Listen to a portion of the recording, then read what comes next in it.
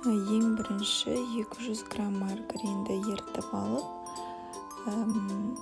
ыдысымызға саламыз. Сосын 250 грамм қаймақты қосамыз.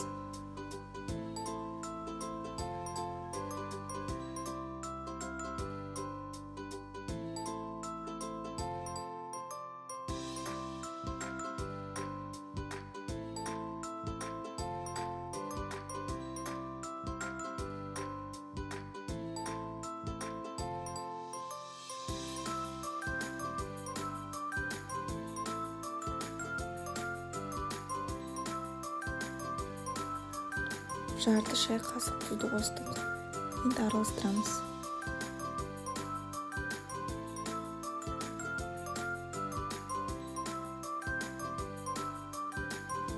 Енді 2 стакан ұнымызды қосамыз да қамырымызды илейміз.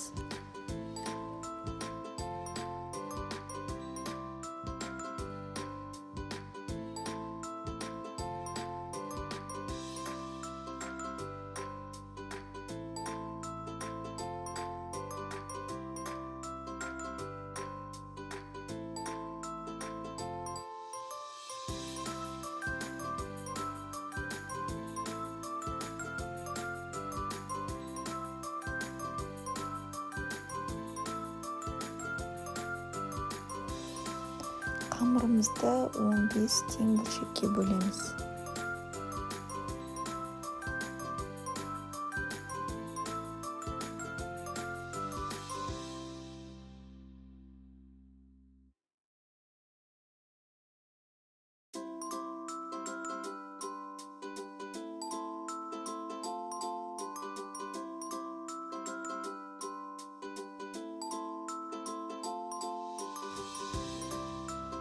Сосын әрбір бөлшегімізді сопақша қылып жаямыз.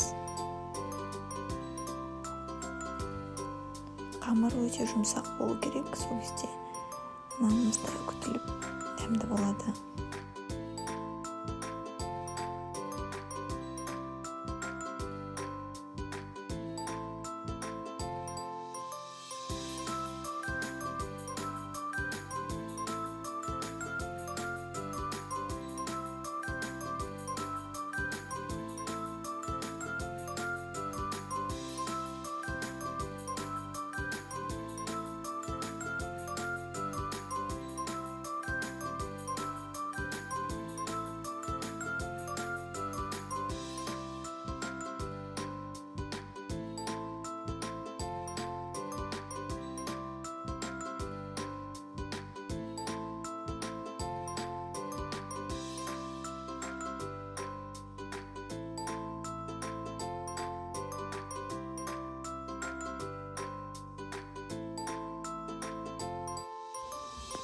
Енді мейізді саламыз. Ішіне мейізді салсаңыз, қара мейіз немесе осындай сары мейіз салсаңыз, дәмі ерекше болады. Мен қоңыр орехты салып көрген, орехпен дәмі онша керемет болған жоқ. Мейізбен дәмі ерекше тәтті болады. Осындай 15 трубочка жасап аламыз. Сосын духовкада 200 градуста пісіріп аламыз 25 минуттай.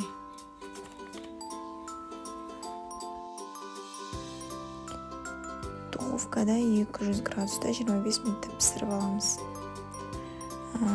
Арнайы соусын, яғни кремін дайындаймыз. Бір банка сгущенка менен сары майды ерітіп араластырып, сөйтіп құямыз. Сөйтіп бір түнге қалдырып қоямыз. Сгущенкасын қайтадан үстіне құямыз. Ден сіңген соң осындай керемет дәмді избамызды жейміз. Монастырская изба.